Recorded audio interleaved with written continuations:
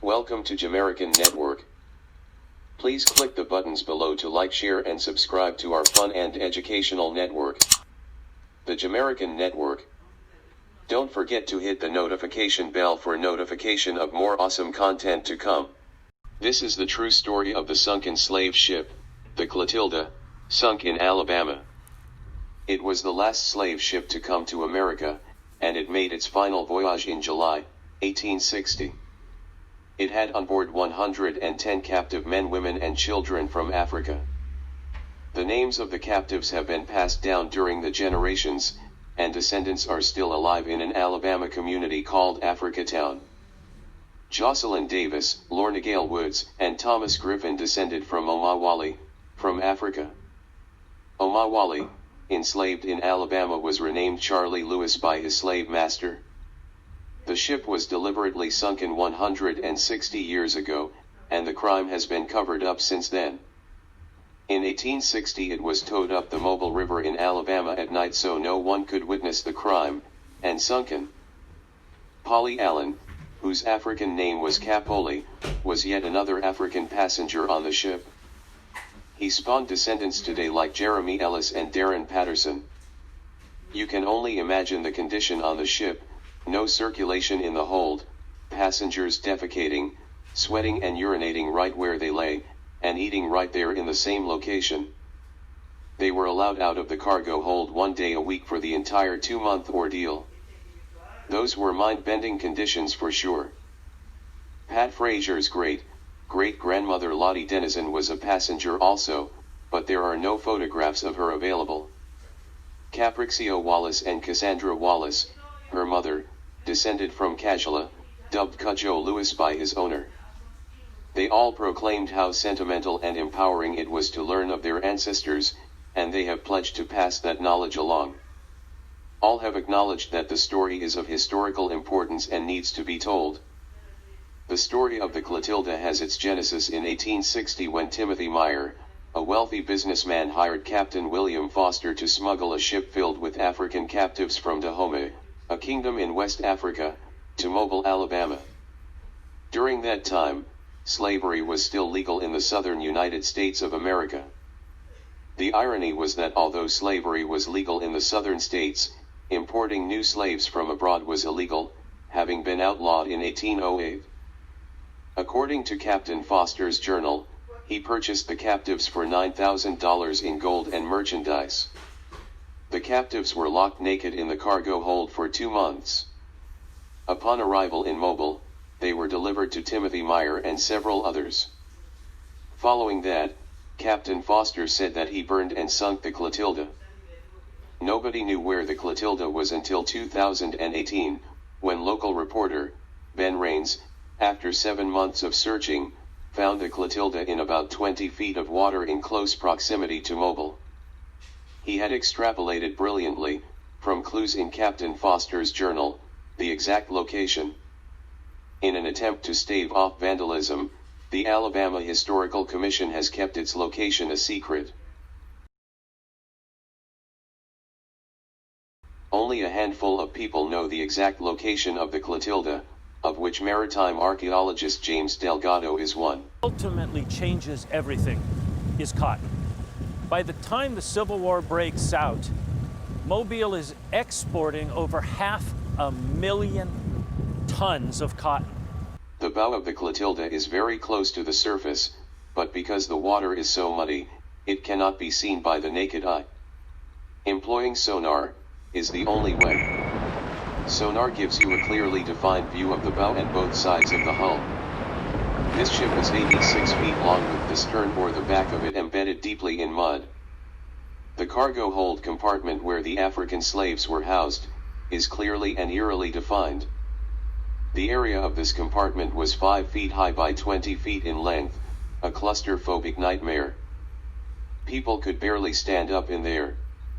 Add in the rolling and pitching of the vessel, the unsanitary conditions, and you can clearly imagine the horror.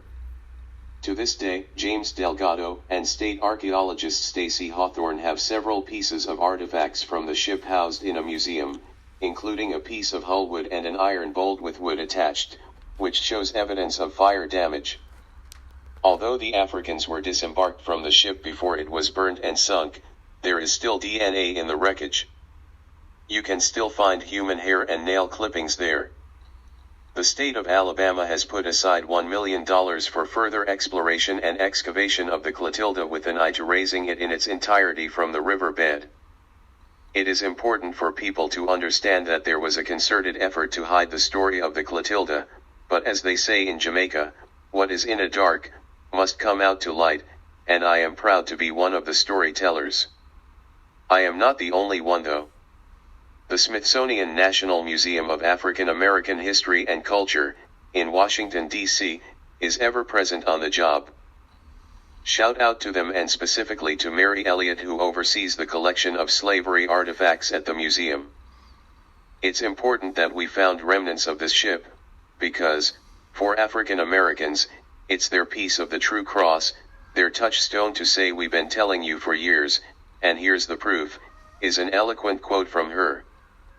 Africa Town still lingers on, and many of the slave descendants still live on, just a few miles from where the Clotilda was discovered. Africa Town today is a peaceful and idyllic place founded in 1868, 3 years after the Emancipation Proclamation. The residents still celebrate their African ancestry, and Jocelyn Davis still organizes festivals to honor the town's founders, of whom her great-grandfather Charlie Lewis is one.